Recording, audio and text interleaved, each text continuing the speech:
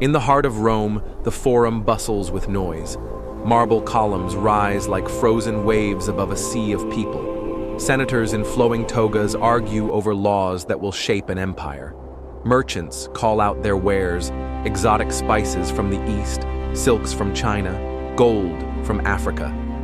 Gladiators sharpen their blades under the watchful eye of their lanista, their fate bound to the roar of the crowd.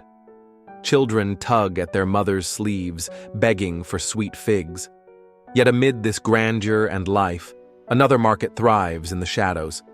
Here, human beings stand in silence, lined up side by side, each one with a placard hung around their neck.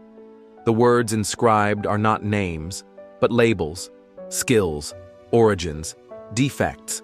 They are not introduced as fathers or mothers, daughters or sons. They are introduced as merchandise, and as merchants shout prices, silver and gold pass from hand to hand. In ancient Rome, even life itself had a price tag. The Roman Empire is remembered for its glory, its armies, its monuments, its law, its philosophy. But behind the facade of marble and conquest lies a hidden economy that is rarely spoken of, yet was as essential to Rome as its legions or aqueducts. Slavery was not a side note in Roman history, it was its foundation.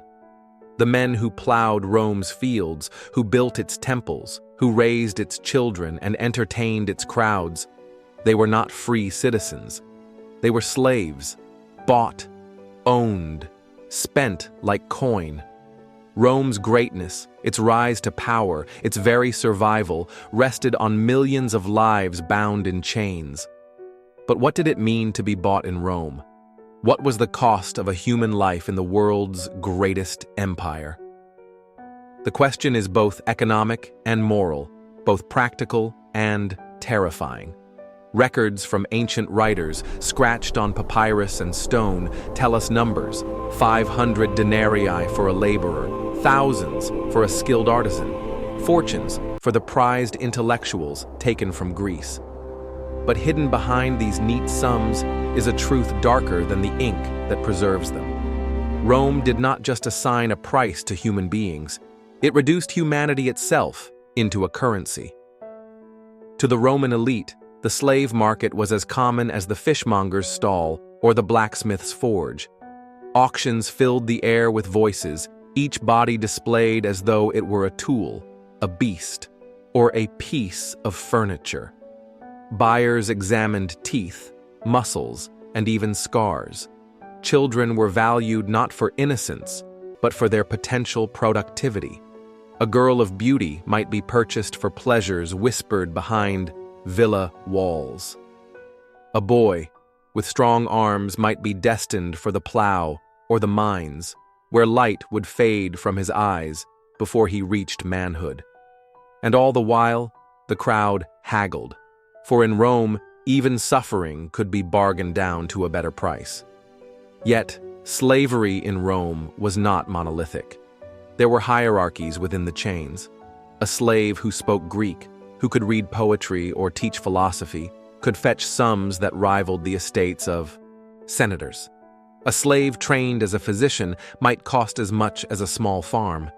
Meanwhile, the unlucky masses taken in war, stripped of everything, might be sold in bulk, their price lower than the cost of a single amphora of wine at a noble's banquet. Rome measured human life on a scale that stretched from pennies to palaces. This disparity raises a chilling question. How do you measure worth when life itself is the commodity? In Rome, a gladiator, his body sculpted through violence, might cost less than the lion he was forced to fight. A concubine, chosen for beauty alone, might cost more than the wages of 10 soldiers. And yet, in the eyes of the law, both were equally powerless, property in flesh. The true price of Roman slavery was not just in silver coins. It was in broken families, in lost languages, in villages emptied after conquest, in the silent despair of men and women whose humanity was stripped as surely as their freedom. When we speak of Rome's monuments, we speak of marvels, the Colosseum, the aqueducts, the roads that stretched across continents. But every stone was laid by hands that never chose to lift it. The empire's glory gleams, but its foundation is soaked with unseen suffering. Even today, historians try to calculate the economic value of Rome's slaves. They estimate wages, compare costs, translate denarii into modern currency. But the truth is, no conversion can ever capture what it meant for a child to be priced cheaper than a loaf of bread, or for a philosopher, once free and honored, to stand in chains and be sold to the highest bidder. To Rome, these were transactions. To the enslaved, they were life sentences. This is the hidden cost of empire, the shadow of Rome's greatness. Behind every triumphal arch marched prisoners destined for the auction block. Behind every victory feast, slaves served meals they could never taste. Behind every statue of Caesar or Augustus, there were faceless thousands whose sweat and blood carved the marble. And so, the question remains, what was the true cost of a human life in Rome? Was it the silver exchanged in the marketplace? Was it the silent years stolen in service? Or was it something greater still, the cost Rome itself paid for building an empire upon chains, an economy upon bondage, and a society upon the suffering of millions? The answer lies not only in numbers, but in shadows. In Rome, everything had a price, even people. And when we follow the silver trail into the heart of the empire, we begin to see not only what Rome gained, but what it lost.